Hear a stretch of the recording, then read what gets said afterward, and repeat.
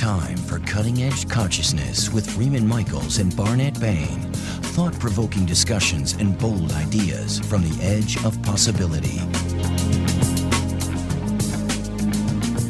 Good morning from Cutting Edge Consciousness. Good moment. Good moment, good morning, good evening, good night. I guess it depends on when and where you're listening to this. If it's live, it is definitely good moment.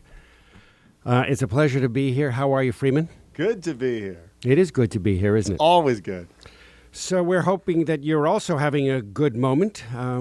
Last week, we began talking about the minor inconvenience of a little brush fire on the 101 on the way into the studio. Well, my experience of it was more than little, but I had no idea that it was going to climb Well, by the time 22,000 acres. By the time it got to my house, I was evacuated as it burned down right to the water about a quarter mile up the road. So it was quite an experience. And then in the middle of it, we have a 3.7 earthquake in the middle of the evacuation thing. So it is very difficult. It lines up perfectly to something that's come up for me this morning. I'll share it briefly with you. Yesterday, I roll out of bed and I'm aware that I'm having feelings of anxiety and anxious thoughts, and I decide I'm going to deny it all, and I'll go have a cup of coffee at Starbucks. So I roll up to the road, and I try my door, and it won't open. And then I put the key in the lock, and it won't open. Yeah. And to make a long and martyred story short. Please make the martyred story really short. One thing after another, 4 or 5 things an hour, all blocked what I call sort of natural impulse wishes, all blocked. Or conditioned impulse wishes, either or. Either or, all blocked. Every single pushback from my world, from the holodeck, from the the whole holographic reality.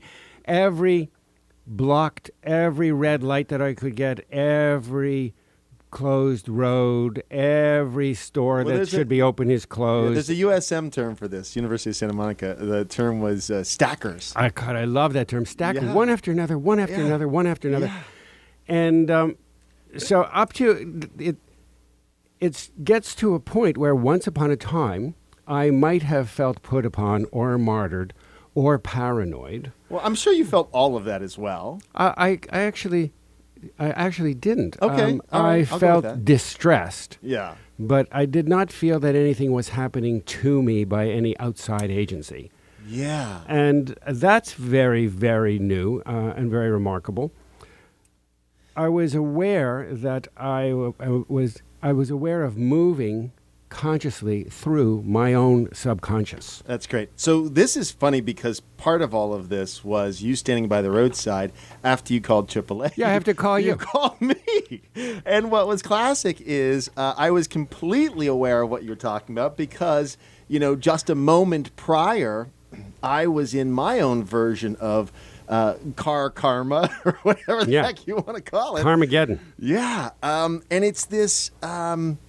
we've talked about it in terms of being a response system. The previous response system was more reactionary, and the current ability to respond, this way in which, how am I with this experience? How am I relating to it? The awareness of how I'm relating to it. Because, when we talk about the whole martyred and the small story version where something's happening to me, my experience is that still goes on.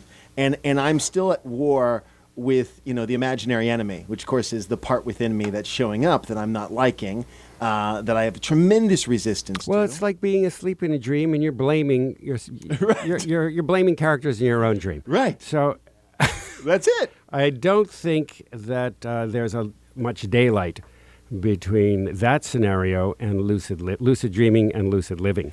But with that, I want to use this as a segue. Yeah, and I want to segue, but I want to amp it up a little bit. Because the stuff that I really don't like that shows up, because again, I was having car issues as well, and I took my car into the dealer, and there was a whole dance around whether this was covered under warranty or not, the particular issue, and where I went, I'm not terrifically proud of.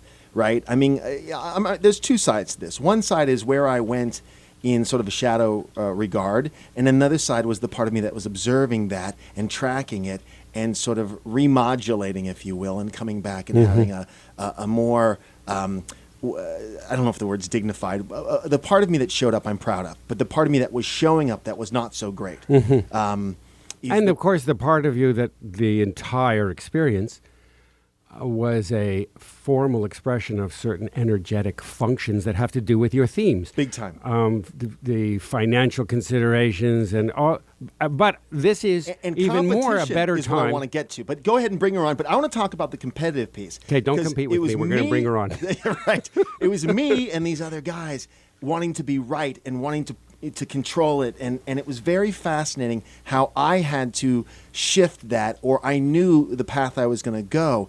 Anyhow, we'll talk about that more. One of the more exquisite pleasures of being able to co-create this program with you every week is that we have an opportunity to invite the most tuned-in people that we can possibly scan for. Yeah, the wisest, most intelligent. And then invite them to work on our issues with us.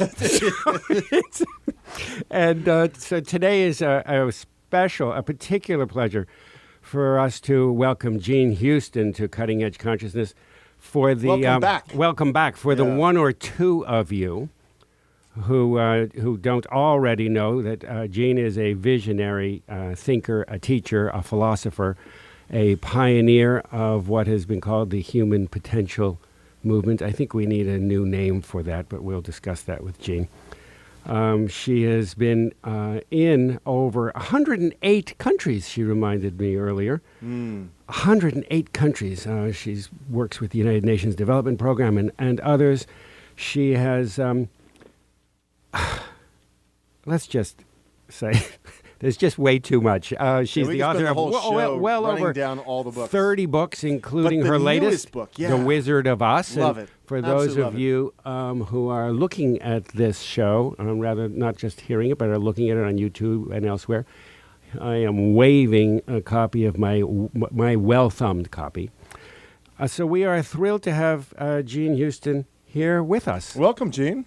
Oh, well, thank you. And let me remind you, try not to have your dogma run over by your karma. Oh, dum-dum. Well said. Yes, absolutely. Were you stuck inside the car or were you outside? I was stuck outside the car. Thank God for that. But to your dogma point, we have a I won't say it's a rule at this show, but it's certainly a guideline.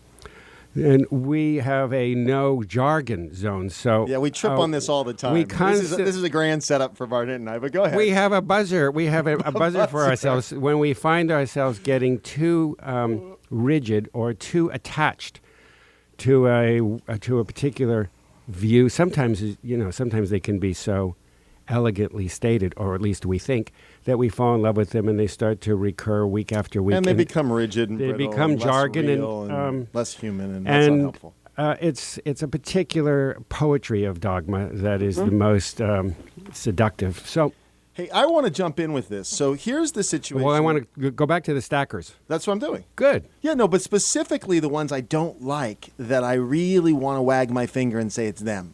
So I got into an ego, smarter control game with the guys at the shop, wanting to be right, and I was willing to pull in anything at that moment. Though I caught myself and I centered up. In fact, it's funny. I use the GPS for the soul. I don't know if you know this little gadget that HeartMath created for the Huffington Post, but I've got it on my phone, and it was using it to regulate, to self-regulate here. But just how reactionary I was getting and how much I wanted to make it a them. And I see this in my own experience when I'm working on my car issues, my karma issues, but I see it systemically. And I just want you to weigh in on that. You can personalize and tell me what to do, but we can also talk very generally about how many of us are so, fixated on the them and not able to see the reflection of it and own it and then, of course, respond to it, right? Well, one of the things that you're doing is that you're pathologizing. Well, I want you to mythologize it. which is a much more interesting way of getting into things than pathologizing it. The old us versus them. That's a very Western form of pathologizing. If you were to mythologize the story of you and the guys in the car shop, it would be a very different story. It would be facing the ancient dragons, in the ancient myths. It would be facing those that say, beyond this place, unless you can perform all kinds of wonders, you cannot pass. So that you essentially are being evoked and called upon and ignited to deepen into all kinds of inner treasures that you didn't know that you had. The sirens of car repair. That you would have to come up with in order to get past the dragons of the gate. That is fantastic. It's fantastic. He has the sirens that work in the parts department at Honda. The hydras and the sirens. The sirens of Honda, yes. Yeah. So that is wonderful. Now we have a lot of people who come on this show, and from time to time, we ask the following question: with respect to everything that you've heard now, there will be some who said, well, no, you create 100%. I am one of those. You create 100% until you realize that you do, and then you don't, is the irony and the paradox that I am exploring. Mm-hmm. However, there are those who say you create none of it, and then there are those who say you create some of it, and then there are those who say you create the glass half empty and half full, and then there are others that say you create the entire glass. So I am curious where you come down on this. I think all of that is pretty simple-minded. How about that? I love that. Let's blow it up. Paradigm. Let's mythologize this. Knock that one we're down. better than that. We're much more interesting. The universe is much more interesting. It gives us all these different scripts. You're a filmmaker. You know it. There's so many different scripts and so many different perceptions. I think old Padmasambhava. Remember Padmasambhava? No. He was that 8th century bloke who brought Buddhism into Tibet. Yes, okay. And he said, as you perceive something, so it becomes. Mm-hmm. As seen, so exists. Yes. And so that the whole fact is that we all are given this myriad colored, lighting fixture in which, as we choose to use the lens of our own mind and bodies, is pretty much the way reality comes up. It's not a question of we create our own reality or reality creates us. Mm-hmm. It's what the old ancient folks in India referred to as interdependent co-arising, which meant that as I decide to create, so the universe says, hot dog, we've got a live one there. Wonderful. And begins to co-create with us.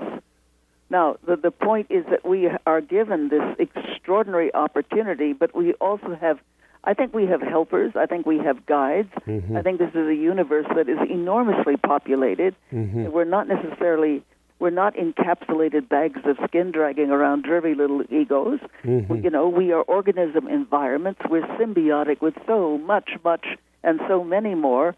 And so when we look at ourselves as a piece of this giant organism, which still has power, consciousness, creativity, this gives us a tapestry. This gives us an epic possibility that hitherto we had been too small in our mindedness to really realize. I love it. So I think it's a question of looking at it as a gigantic culture, as a tremendous work of art, rather than I create my own reality or it's all your fault. Well, it's interesting because the I create my own reality, at least for me in terms of where it shows up as a pathology, is often my desire to control things. Well, I'm creating it so I can fix it or I can solve it. And the minute I'm into that, I'm back on a very small, what Barnett and I have kind of referred to as a closed loop. It's like I'm back trying to control again. And the versus what I think you're referring to is a kind of reverence for mystery. And even if there's something that we feel like we know it, is there a way to back off of it so we can see it more dimensionally? Is that the nature of how you're approaching this? Well, I'm also thinking of what I might call the polyphrenic self. You are not simply who you are in your name. You're not simply the givens of your age or status or gender or any of that. You're much, much more. If I were to say to you, Barnett, name all your parts of yourself. Are you healer? Are you creator? Are you film writer? Are you crazy man? Are you mystic? Are you child? Are you grandpa? Are you a cook? let me tell you what I mean by this. Okay, so I hate to write. Really hate it. I am absolutely phobic for writing. Jean cannot write. But I have, 27 published books and 130,000 pages of unpublished material. How does this happen? The only way it happens is I happen to be a very, very good cook. And the reason I'm a good cook is because my mother, Maria Annunziata Serafina Graziella Fiorino Perpetua Dodaro, born in Syracuse, Sicily, married Jack Houston of Texas. And they hated each other's food. So in order to keep them together, I became the world's first fusion cook, making chicken fried polenta, Yeah. Oh, my goodness. This is but classic. Anyway, I'm a very good cook. I do two things well. I can talk to any dog, and I'm a great cook. So I become a cook in order to write. I literally become a cook. I think in terms of cooking images. I stir in a melange of ideas. I add the association and sauces of different perspectives and use of words. The words become the different spices, you see. As a cook, I can write. As Jean, I can't write. Oh, so one of the things that I'm suggesting is that in the polyphrenia, instead of being monophrenic, like we like to be in the West, if you become polyphrenic and you really engage this vast crew of the self and then begin to bring various ones of them, you're a theatrical person, up front, sensory rich, hands-on, cook, cleaning lady, IRS collector, warrior, and these are not necessarily archetypal structures. They are persona in yourself that are lying there as the persona dramati, that dramatist that you can bring forward. But you need to incarnate them. You need to embody them, and then you find that they come forward with embodied skills that may have been resting beneath the surface crust of consciousness as mere latencies, ready to spring forth, vital, alive, and be very skillful in bringing whatever is your intention or your project or what you need to do into real existential space and time. Now, that was the most vitamin-charged start to any morning that I have had in close to 60 years. I don't know how I'm going to get through the rest of the day without Eugene. Well, that's only the first course. This is the first course. Yeah. We're going to take a break. We're going to pay some bills. When we come back, we're going to return with Jean Houston. We're going to bend the conversations toward a discussion of her latest book, The Wizard of Us. We'll be right back. Stay with us.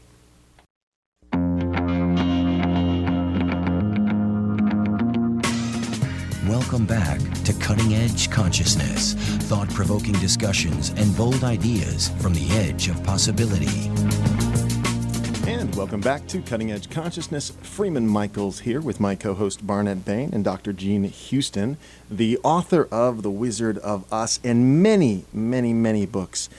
We started today talking a little bit about something we were calling stackers and the idea that often we experience a sequence of things kind of coming apart. And what you were sort of making note of, Jean, that on the other side of that, there's something there's an offer in the experience. Often I think you refer to this, at least in the book you refer to it, as sort of the tornado, using again the analogy of the Wizard of Oz for this incredible book that sort of outlines the archetypal experience of a hero's journey, but a more of a heroine's journey. I mean, I realize it's for both men and women, but it really, this book accentuates the sort of feminine element in the experience, where in the past it's often been held up as in a sort of masculine model. But I want to start with the tornado effect, this idea that things kind of have to come apart in some way for us to see the path, as it were, in this case, the yellow brick path. So can you jump in and kind of guide us through how this coming apart process is done? Well, you're talking about the word things coming apart. I'm thinking of the extraordinary words of the poet.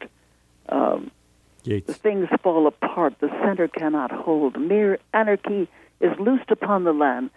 The best lack all conviction, and the worst are filled with passionate intensity. That's D.H. Lawrence, and that whole marvelous sense of a time of colossal breakdown and breakthrough. And all of us in our time, we have been born to a time of so much accelerating change. Most of us have been prepared for a very different life, a very different time. Part of my work with the UN is I'm sent all over the world. I've worked with I work with leaders at the highest level, and I also work with the man who pushes the broom in the leper colony. But I find that leadership has been trained for another time, like the year 1926. White males in the year 1926 at that. And part of my work has been to say, wait a minute. You are in the middle of a tornado. It is not working. Now, the tornado in The Wizard of Oz is so wonderful because little Dorothy is living in a totally outmoded situation. Kansas of the Dust Bowl. Nothing is happening. Auntie M. Oh, go away, Dorothy. Can't you see we're counting our chickens? It was the American way of life. And so it took a tornado. It took this huge shake-up to carry her into a world of adventure, of creativity, to get beyond the veil of same old, and old ways and serial monotony that she was living in. And I find that many people are caught in that they are caught in the serial monotony or things breaking down. And it's whether you want to call it galloping entropy or just the very sheer acceleration of things, people need to get into another part of themselves or be brought to that. So one of the things that I do say in the book is I show you how to work with tornadoes. And of course, I'm going to be doing a workshop in California coming up. I think it's June 7th through 9th. It's somewhere around there. That information will be on our Cutting Edge Consciousness website and it's also as well. on janehouston.com. But the point of it is, what happens? She arises where? She leaves the world of monochrome, remember in the movie? And she's in this effulgent, high, sumptuous, sensuous world. Those tremendous flowers and the little munchkins who come from a high medieval civilization. We represent the lollipop guild, And then, so one of the things I try to do... Gene, I have to cast you in something. Yeah, we got to I have to cast... I have something for you. We'll talk about that later. Yeah. So what I do is I give you high senses. I show you how to activate the senses, because if you're going to go forward, by God, you better have the equipment for it. So the first thing is to really recharge the physical and sensory system. We do that. Then comes the great guidance, Linda, the archetype. We all have an archetype for ourselves of a higher sense. I call it in the book the entelechy, which is an ancient Greek word, which means higher purpose, destiny, the deeper, higher guidance. It's the entelechy of an acorn to be an oak tree. It's the entelechy of a baby to be a grown-up human being. It's the entelechy of each human being to be so much, much, much more. And how to get in touch with this entelechy. And then you have that pattern of guidance. And that's what puts you on the yellow brick road, or the road of spiritual pollen, as it's known among the Native Americans. All right, can I say what my favorite part of this book is? Please. There's a couple things that really strike me now. I'm working on, you don't know this, Gene, but I'm doing collaboration training, some of the corporate work that I do, and it's a reorganizing around a collaborative model, which involves some different senses, which involves a different orientation. And what strikes me is this is a reorganizing of the masculine and feminine, not male-female necessarily, but masculine and feminine. What I love, and you point this out in the book, is that in the traditional hero's journey, that would be, the Odyssey or Perseus or any of these. There's Parsifal. Forgive me. There would be a going at it alone. That's but there's a distinction here that's very apropos for modern times, at least the way I see it, this call to collaborate, which in my world, where I see reflected back to me, is so needed. Again, sort of you alluded to this when you said the 1926, male model of, command and control kind of hierarchy, is that Dorothy gathers a team. And that's the piece that really excites me. Well, she is, you see, and you're quite right, that is the feminine model of the hero's journey. She immediately collaborates. She goes with a team. She goes with compassion. She takes the disenfranchised mind fellow, the brilliant fellow who does not think he has a mind. She gets him off the hook, and she invites him on the journey, because this allows us to then, in the book, look at how we can activate our minds, because we're all as different as snowflakes when it comes to our minds and our intelligences. She oils up the Tin Man, again, the act of compassion, and shows that he has, in the journey, invites him on the journey where his great heartfulness and sentiment and emotional power carries the group. She activates the cowardly lion, though he's shaking in his fur the whole way, he does incredible acts of courage. So she empowers, she embraces, she brings in the team and the support group, and they go on together.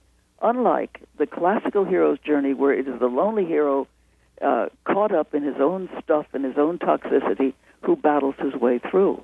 So it's a very different journey. The emphasis is on the process rather than on the product, on making things cohere and develop and grow. So I quite agree with your statement of what the great difference is. You saw it immediately. Well, I'd like to ask you a fundamental question. Sure. The book is subtitled Transformational Lessons from Oz. Yeah. And I am interested in hearing your definition of transformation. That's fantastic. Well, that my definition is transforming almost daily, quite frankly, of transformation. Well, it is the fact that there's a place to go. There's something to become. Mm-hmm. It's the lure of becoming. So, I mean, it's not simply me and my radical aloneness trying to, find different buttons on myself that will make new kinds of systems work. It's much more interesting. It's a relationship of the self to the time and to the environment that is calling upon us to release old habits and to move into what I would call a second order of Genesis. We've gone through the first order of Genesis, as announced in the biblical books and many other places as well. And now we're there with all these latencies. I mean, it's interesting in introducing me, you said, well, we need a better word for human potential because it's become so over and so exhausted as a term.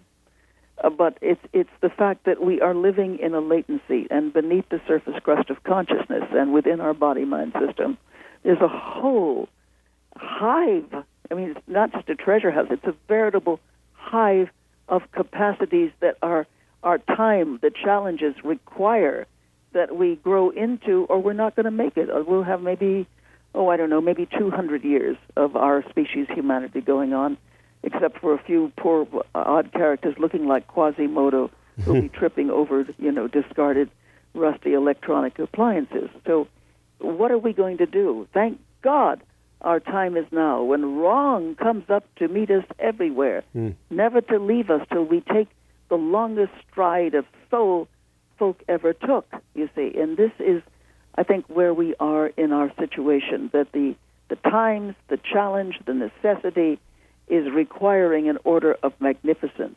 And as you say, transforming, taking our basic formation to its next level in body, mind, and spirit. The good news is, I'm very optimistic about this, but the good news, as you point out in the book, most, certainly in this country, most people that you would poll would confess to having an awareness and a relationship with something emergent. They would confess that a belief that there are unseen worlds. Yes. There are meta forces. There is a great movement, a great pull towards something larger than all of us.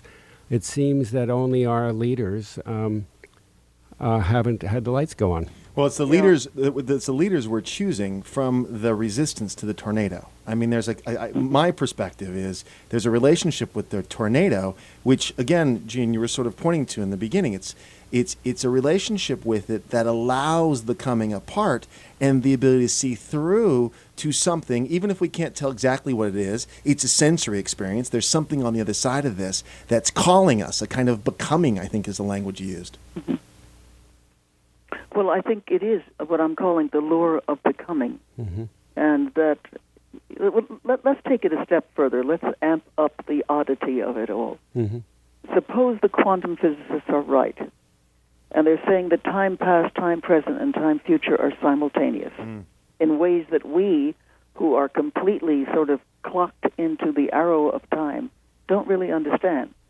But suppose it is true, then the future, or its possibilities, is crashing its waves on the shore of the present, and we get a sense of our another order or possibility of destiny, because that future may not be just a singular future.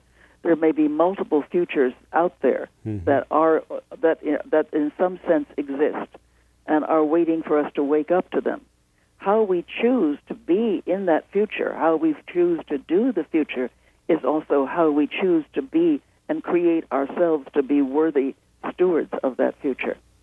So I believe that our options are enormous here. Now, you talk about leadership. As you know, I've spent significant amount of time with leadership at at what you would consider to be presidential or prime minister levels, and I've seen many of these leaders who are really, really quite extraordinary men and women, but they are circumscribed within situations that are archaic, that are ancient, and also are causing huge, almost demonic polarities, such as in this country we have rarely ever seen before.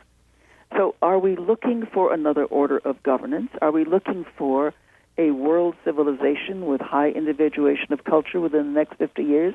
We seem to be going off in that direction. I've been invited to China. I'm in China next week to give a significant talk about just these kinds of areas. I will probably be hugely unpopular, some of the things I'm planning on saying. But the issue is everything is in whole system transition. That's it. And so, literally, the future, our present, our being is up for grabs.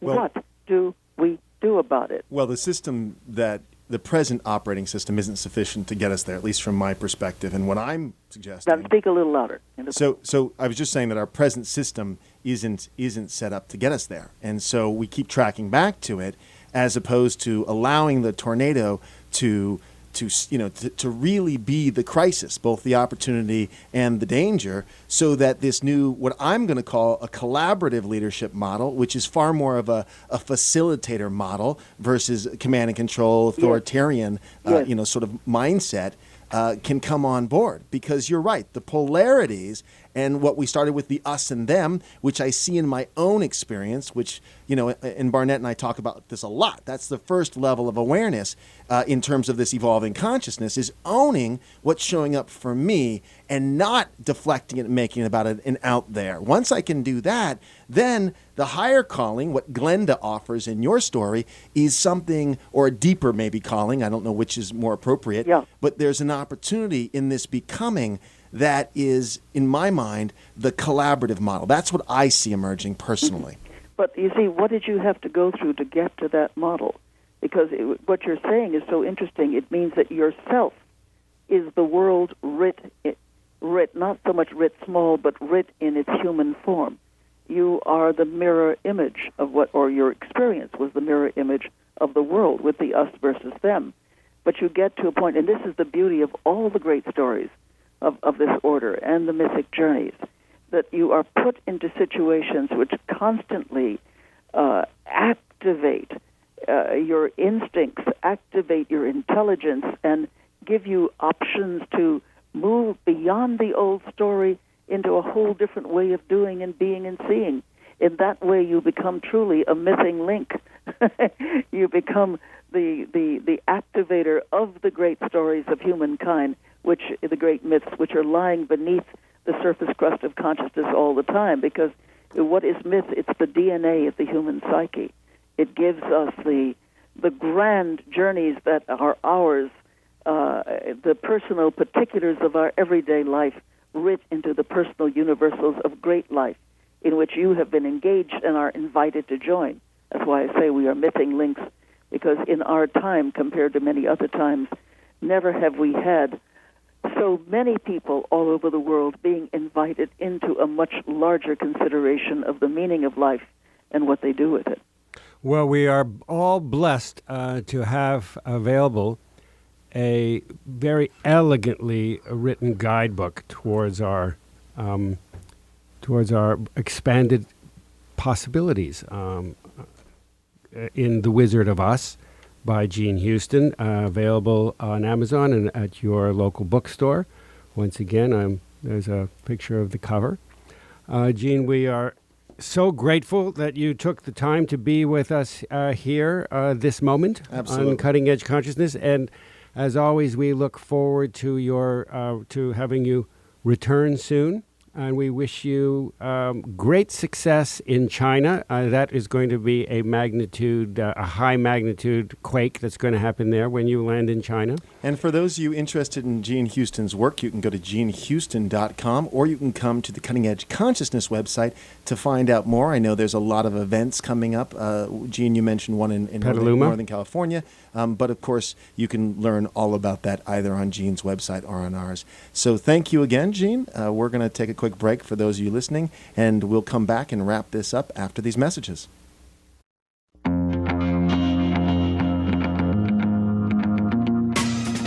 Welcome back to Cutting Edge Consciousness, thought-provoking discussions and bold ideas from the edge of possibility. And welcome back to Cutting Edge Consciousness. Freeman Michaels here with Barnet Bain. I feel so buzzy. Every cell, and I'm so awakened in the aftermath of any time that I hear, listen to, or have the great pleasure of being in a personal conversation with Gene Houston.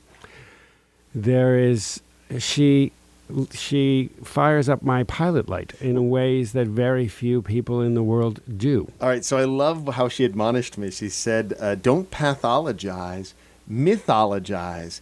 And it's such a great way to get to the heart of at least a thread. I mean, I'm not saying we can't look at it from both vantage points, but I love that notion of going into the deeper thread. Why would you want to look at it from both vantage points when we have been blessed with a gift of perception and insight, right, that offers a deeper cut? So I would say, this is something you say often, looking at it from the one particular vantage point without losing sight of another way that we might look at it. So it's not without dismissing it, right, but not putting a whole lot of attention. No, into of course not. That's the whole point. I'm loving how heartfelt that is to mythologize. And when I think about pathologizing, I think in terms of analyzing and drawing conclusion versus the opening process of mythologizing, where we look at the deeper threads that are running through this sort of, the mythical stories that the archetypal energies. There are only so many that we. She uses this metaphor for her writing of being a cook, of blending flavors and tastes and spices. There are only so many archetypal energies. There's 33 of the major arcana, and then there's the minor arcana, and there are only so many prime frequencies inside the bandwidth that we have a relationship to, and we mix and blend and create great dishes out of them. So the mythologizing, those mythologies refer to the underlying matrix of these archetypal energies, these myths, through which we express our lives. It's beautiful. It's very beautiful. And a way to interpret experiences that deepens. And, again, specifically when the tornadoes are coming, the little tornadoes, unable to get into my car or having to get a car fixed. And the tornadettes. The little tornadettes. The mini-dos. Yeah, that show up. And really, to the degree we're resisting it, it's just getting worse. But to the degree we actually allow it to take us, wherever it's going to take us, and then being able to relate to it in this more dimensional way, and seeing, again, the reflection for me in my struggle with the guys at the car shop, or the challenges that or the propensity to go towards martyr and go into that version. What do you mean by martyr? Well, the victim sort of mindset that something's happening to me, and my desire to complain about it and make other people wrong, and all of that is less constructive, less constructive than relating to what's showing up and owning it, and even owning it feels like I'm into some dogma or even jargon. How about recognizing it and acknowledging it? There you go. And being sort of with the experience of my own anger and my own hostility and my own desire to win. So being with it without having to dump it on someplace, just to be with it, and then it dissipates. Right. And be with the part of me that wants to make it about. There's a part of me that wants to make it about those guys and people these days and the world as I see it, and rail against the whole thing. And that's okay. I can do that. But you and I have said many times, it's a developmental stage. It's a developmental stage to be identified with it, but it's not a developmental stage. The archetype, the myth itself is not developmental. Right. It is my reliance on it is developmental. When I was a small child, I relied on throwing a tantrum to get attention, and I'm still relying on that particular bombastic expression of energy that frightens people. I mean, that is an archetypal energy, that particular kind of explosiveness. It has adult clothes on it, but it's not necessarily that doesn't make it an adult. Right. So that's the part that's developmental. Archetypal energies and mythologies are not developmental. They're electricity. They're just, you put your finger in the socket, it'll fry you. It doesn't care how old you are. You said it to me. So we were on the phone yesterday, and you said, I could complain, but we both know that's not going to get me anywhere. That's right. And it was classic. I could feel fantastic. Helpless right. and hopeless and unappreciated and misunderstood, with problems too great to bear. That's right. I could wander down that. Right. Now, those are not... those archetypal energies are not in themselves developmental, but my capacity to choose or to elect which one. There's 32 other just major ones. That's right, and there's more. Pull out a tarot deck, and pull out a tarot deck, and we should let's make a commitment. You and I this week we're going to get a tarot deck. We're just going to take the top 33 suits, and we're going to. Spend some time every day living into, I could live into the magician instead of the martyr. Yeah. I could live into the emperor. I could live into the empress energy. I could live into, there's such a, but I default back to 3 or 4. Right. So I love this because what you're saying and what you're saying when you say I could complain, but we both know that's not going to get me anywhere, was that now there's more options. Like, and I love the way you've said this, and you said it now and you've said it in the past. Let me move frequency. Let me live into another archetypal way of relating to this. That might be more constructive than the 3 or 4 that I tend to default to. That's brilliant. There are some men's organizations that do men's work that I'm aware of. I haven't done them, but I have. I've done several. You've done several. I have.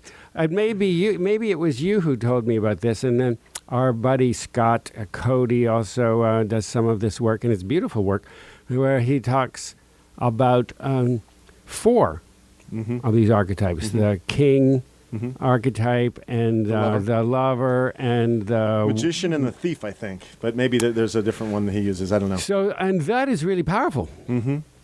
But there's a really big menu. It's like if I was a painter and I only had 4 colors. Yeah. There's a very, very big menu, and to begin to develop a relationship and a closeness and a tenderness with my default expressions of the mythologies that are living through me and that I am living inside of, those archetypes, to become tender with them and to put a name to them. Only when I name something am I be able to relate to it, as opposed to being inside the bubble and being identified with it. Now I can have a relationship with it, and that's the door to freedom swings open. And now I say, now I can call you up and say, Freeman, here's what's going on with the car and the AAA, and I want a coffee and wine, and but do I really want to go down the helpless, fainting road right now? Not so There's a name on it, and it allows me to choose, to have choice. I can shift the dial to I could go to this exploring energy who's there as a discoverer of something. Well, how's this going to turn out? What next? There were so many other options. Right, and I want to go back. I'll tell you something that's grabbed my attention lately, and it's this crazy story. It may sound like I'm off track, but I don't think I am. The story about the guy from Cleveland who kidnapped the 3 women and who held them hostage for 10, 11, however many years. I think 1 10 years, 1 11 years, 1 9 years, or something like this. And how charged that is. You know, we were talking, I told you this when we went to coffee, that it's really grabbed my attention. And we were talking about a little bit, you know, how do we relate to it, you know, in terms as a mirror? You know, what this exaggerated desire to control and this exaggerated objectification and dehumanizing of women in this case. How do I own that in my own experience and just see this as an amplified reflection in order to respond to it, in order to be in relationship with it, versus just demonize it and want to crush it and kill it and push it down and make it wrong and rail against it. It fits in this moment because when I see these exaggerations, it's a call to me personally to move into some kind of relationship with that. Well, there's so many ways that we could approach, that we could explore this issue. We've been talking about archetypes and mythologies, which mythologies are the stories that emerge out of archetypal energies. And that is a very powerful mythology. There's a couple of them. There's I think it's Orpheus. There's the Persephone myth. Persephone who was stolen away to the underworld and kept there for half the year, and then allowed to return to her family for half the year, and then taken away against her will. So there we have these frequencies, we have these stories that are a part of who we are, is a part of what it is to be human. All of these fundamental stories that we blend and mix and match. Built on top of those, we lay on our own spin, our own stories of what happened to me and how I got over what happened to me, using those big tools. So there are all kinds of things that the various players in that drama have brought to it. As a bystander, as a viewer, I am aware of some of these mythologies. I'm aware of the parts of me that I have buried. I'm aware of the parts of me that I have hijacked. I am aware of how those archetypal energies play in my life, where I am, even if I don't deny somebody else's feelings. That's it. I very often do so, and sometimes I do it very consciously. There are times when I will absolutely annihilate another person emotionally or mentally or physically, or not physically, or spiritually, and I will I will control them to my will. I somehow tap into something and I abandon discernment and I abandon responsibility and I allow myself to make choices that rob somebody else of their potential. That piece, that's a possibility too. That piece is so powerful. The little ways where, so this is this amplified version, but in what little ways do I, want to dominate and control other people, not to the degree that I'm tying them up in my basement, but the idea that it's these little subtle ways that this is being reflected that are the parts of me I don't like. What I love about it in a general context, because we're at the end of the show, is the way of processing and or experiencing the mythological context, right? The mythological consciousness, so that we can make sense of it in a way that's constructive. Well, she said, Jean, she said we can either pathologize it and make it about what's wrong with me and look to dig out the cancer. Right. Or we can begin to enter a more mature relationship with it, where we're not all identified with what happened to me or how I got over what happened to me. A more mature relationship with the bigger forces and see how they are also expressing in me. And when I own that, and I have a different kind of more compassionate sense of it, I can release some of that. And because we are all separate and connected at the same time, it has a systemic impact. We may think that it is only a personal shift that I'm making, but what if it is a systemic shift? What if when I change, everything changes? It's a much bigger context to hold it. All right, we need to say goodbye, but folks, this is going to continue, because this conversation goes on and on, especially about the distinction between pathologizing and mythologizing is such a brilliant distinction. I'm sure we'll bring it up again. For now, though, we have to say goodbye. Thanks so much for tuning in, and we'll see you next week here on Cutting Edge Consciousness.